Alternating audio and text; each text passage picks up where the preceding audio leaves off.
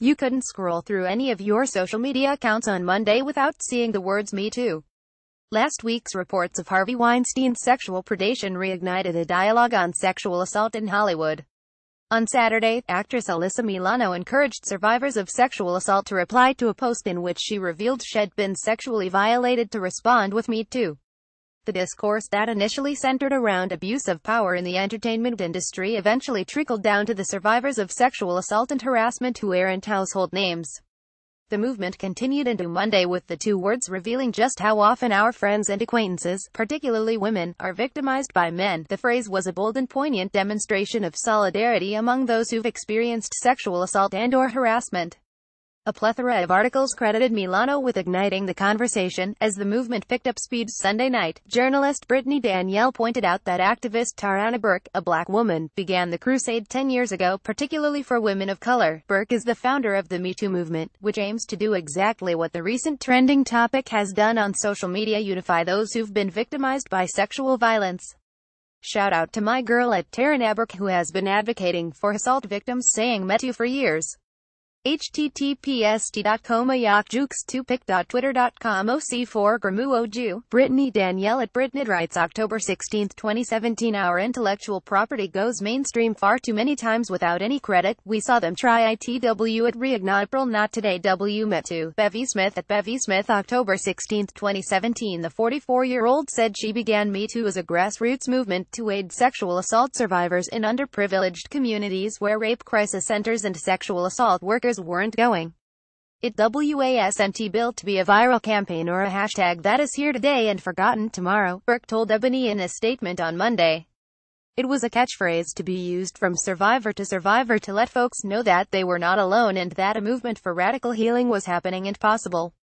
The campaign's motto is empowerment through empathy. What's happening now is powerful, and I salute it in the women who have disclosed, but the power of using Me Too has always been in the fact that it can be a conversation starter or the whole conversation, but it was us talking to us, Burke continued. But despite the campaign being founded by the Harlem native, she hardly received any credit. Additionally, black women were left out of the dialogue that spurred the movement. If it weren't for actress Rose McGowan's rape allegation against Weinstein, the conversation around sexual assault may have never made its way to social media. But the problem is, black women were quickly isolated from the dialogue before we could familiarize ourselves with it. We weren't excluded for lack of relation to conversation around sexual assault and misogyny's impact on our livelihoods. Black women regularly experience sexual assault as well and are often coerced into silence. Rather, the apathy toward the struggles of people of color infiltrated the movement before we could even consider participating. When Twitter banned McGowan after discussing the rape and the toxic masculinity of men such as Weinstein, Ben Affleck and Jeff Bezos, white feminists were quick to support the actress. But black women, such as activist Ashley C. Ford, didn't feel the same urgency to temporarily abandon the social platform, and for good reason. Where was the boycott for ESPN sports journalist Jemele Hill when her employer suspended her from her job citing a vague social media policy? Ford wrote in an essay for Refinery29.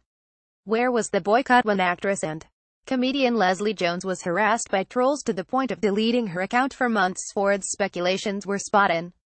The outrage simply wasn't there for the black women who were put in vulnerable positions by rich white men. White women have yet to realize or simply choose not to acknowledge there is a common thread between the oppressive powers of the misogyny imposed on McGowan and the white apathy that suppressed Hill's voice.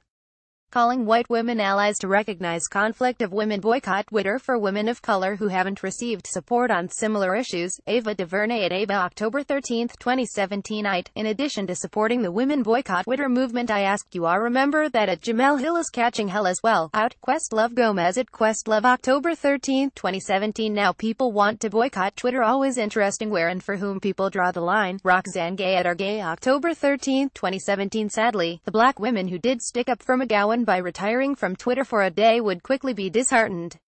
Over the weekend, the actress made it painfully clear that her personal struggle was simply that her struggle. She reminded any person of color who sympathized with her that just because they'd be assisting her with her battles didn't mean she had any intention on understanding theirs. When McGowan's Twitter account was reactivated, she quickly offended black people when she condemned a segment from a Beverly Hills gala in which comedian James Corden made light of the wave of sexual assault allegations against Weinstein. Upon hearing the jokes, she remarked that if the word women were to be replaced with the N-word, the skit would not have been tolerated. "This is rich, famous Hollywood white male privilege in action," McGowan wrote. "Replace the word women w the N-word.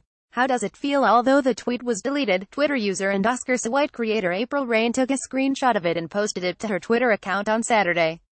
"So, this happened. It's since been deleted. Rose doesn't understand intersectionality or the particular struggles WOC face. Unfortunate." Pic.twitter.com low bait BPcraft April at Reignite April October 15, 2017 McGowan had every right to her indignation. "But last I checked, women has never held the same derogatory connotation of NGER, so the unequivocal comparison was simply unwarranted, especially given no black person took part in the insensitive commentary. Early on in the conversations that spurred me to, there was a sense of WASNT for us, but it doesn't have to continue on that path." On Monday, Milano credited Burke with the movement on Twitter. "I think that women of color use social media to make our voices heard with or without the amplification of white women," Burke said. "I also think that many times when white women want our support, they use an umbrella of women supporting women and forget that they didn't lend the same kind of support." The Metu founder also said, "In this instance, the celebrities who popularized the hashtag didn't take a moment to see if there was work already being done, but they also were trying to make a larger point," she said. "I don't fault them for that part. I don't think it was intentional, but somehow sisters still managed to get diminished or erased in these situations. A slew of people raised their voices so that didn't happen." To join Burke's movement to amplify the voices of sexual assault survivors, go to metu.support.